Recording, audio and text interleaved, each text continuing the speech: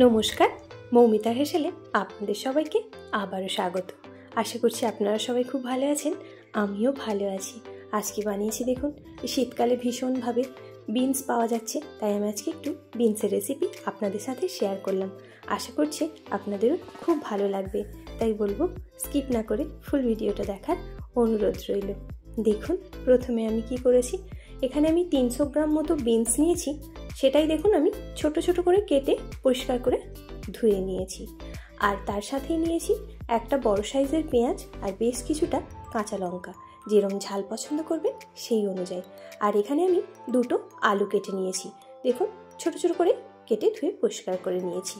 আর নিয়েছি পোস্ত, আমি এখানে নিয়েছি পোস্ত প্রায় 15 গ্রাম মতো পোস্ত নিয়েছি। এটা আমি প্রথমেই পেস্ট করে নেব। এদিকে গ্যাসের মধ্যে কড়াইটা বসিয়ে রেখেছিলাম, কড়াইটা গরম হয়ে গেছে, দিয়ে দিলাম সর্ষের তেল। আপনারা চাইলে সাদা তেলেরও ব্যবহার করতে পারেন। তেলটা যখনই একটু বেশ ভালো করে গরম হয়ে যাবে, তারপরেই দিয়ে দিচ্ছি দেখুন বেশ কিছুটা কালো জিরে। কালো জিরেটা আমি ফোড়ন দিলাম, আর তার উপরেই দিয়ে দেব বিনস। যে বিনসটা আমি কেটে রেখেছিলাম সেই বিনসটাই আমি এই কড়াইয়ের মধ্যে পুরোটাই দিয়ে দিলাম।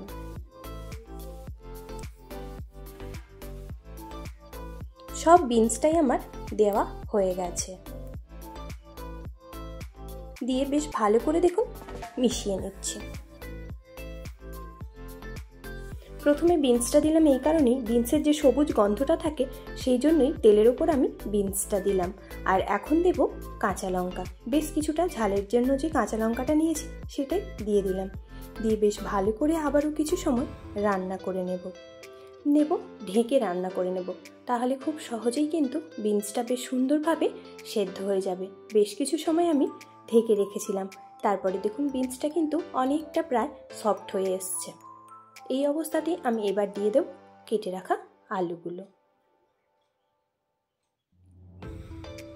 সব আলুটা দিয়ে বেশ ভালো করে আবারও এখানে নেড়ে নিতে হবে, যাতে করে বিনস আর আলুটা খুব সুন্দর সেদ্ধ হয়ে যায় আর ভাজাও হয়ে যায়, তাহলে টেস্ট হবে খুবই সুন্দর।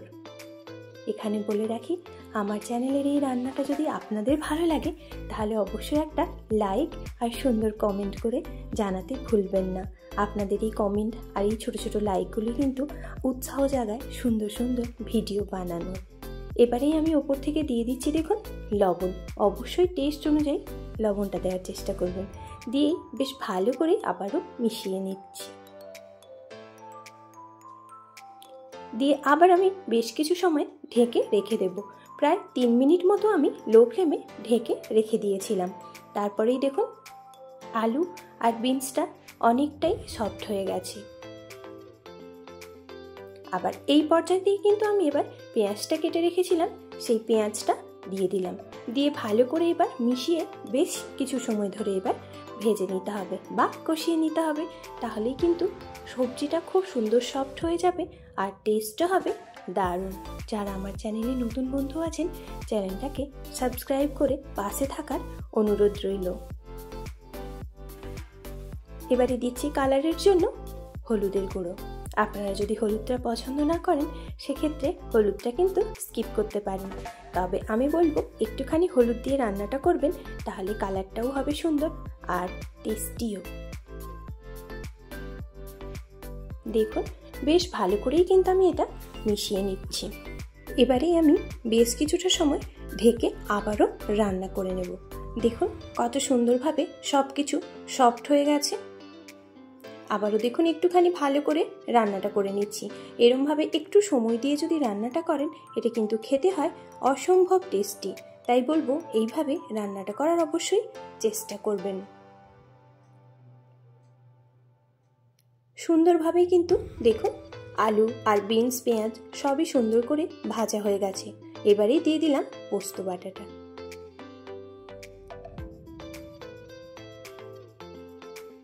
পোস্ত বাটাটা দিয়ে আবারও আমি দেখুন বেশ সুন্দর করে মিশিয়ে নিচ্ছি, যাতে পোস্তটা বেশ সুন্দরভাবে ভাজাও হয়ে যায় আর সব সবজির মধ্যে সুন্দরভাবে লেগে যায়। তাতে করে পোস্তর কাঁচা গন্ধটাও চলে যাবে আর খেতেও হবে অসম্ভব টেস্টি।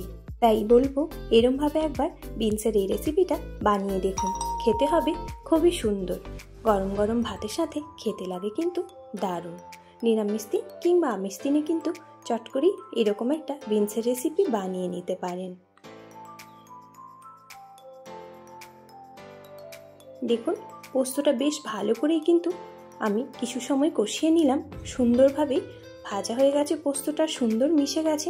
এবারে আমি এখানে দিয়ে দেব জল। আমি এখানে 200 গ্রাম মতো জলের ব্যবহার করেছি, কারণ এখানে আলু আর বিনস বেশ সুন্দরভাবেই সেদ্ধ আছে, তার জন্য খুব বেশি জলের ব্যবহার করলাম না। আর এরমভাবে একটু ভালো করে মিশিয়ে নিয়ে আবারও বেশ কিছু সময় আমি রান্না করে নেব।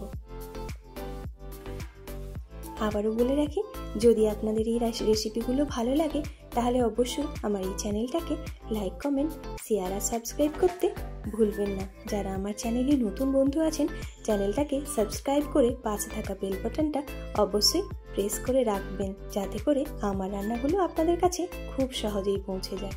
এবারেই দিয়ে দিলাম শেষ পর্যায়ে অল্প একটু মিষ্টি, কারণ বিনসের মধ্যে অল্প একটু যদি মিষ্টি দেওয়া যায় খেতে কিন্তু লাগে দারুণ।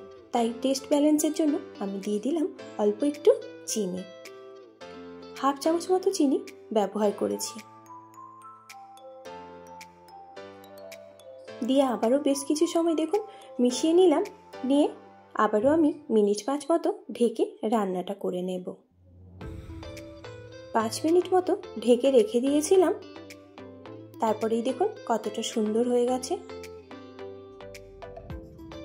সব কিছু বেশ সুন্দরভাবেই কিন্তু সেদ্ধ হয়ে গেছে, আর আমার এই রান্নাটাও কিন্তু একেবারেই প্রায় রেডি হয়ে গেছে।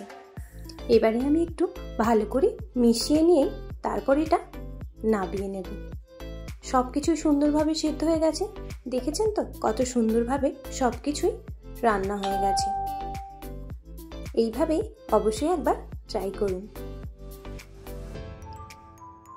দেখুন কতটা সুন্দর হয়েছিল, এটা দেখতেও যেমনি হয়েছিল, গরম গরম ভাতের সাথে এই বিনসের রেসিপিটা খেতে লাগে কিন্তু অসাধারণ। তাই বলবো অবশ্যই একবার বাড়িতে ট্রাই করবেন, আর কেমন লাগলো সেটা কমেন্টের মাধ্যমে জানাতে কিন্তু একেবারেই ভুলবেন না। আর যদি কোথাও আমার কোনো ভুল হয়ে থাকে সেটাও কিন্তু জানাতে ভুলবেন না যে কোথায় আমার ভুলটা হয়েছে। সবশেষে ওপর থেকে দিয়ে দিলাম দেখুন অল্প একটু সর্ষের তেল, আর এই সর্ষের তেলটা দেওয়ার জন্য কিন্তু আরও টেস্ট বাড়বে, তাই অবশ্যই একটুখানি সর্ষের তেল ওপর থেকে দিতে ভুলবেন না। দেখুন কেমন হয়েছিল, এটা দেখতেও যতটা সুন্দর হয়েছে খেতেও হয়েছিল অসাধারণ। তাই বলবো অবশ্যই ট্রাই করবেন। আর এতটা সময় আমার সঙ্গে আমার ভিডিওটা দেখার জন্য আপনাদের অসংখ্য ধন্যবাদ। ভালো থাকবেন আর সুস্থ থাকবেন।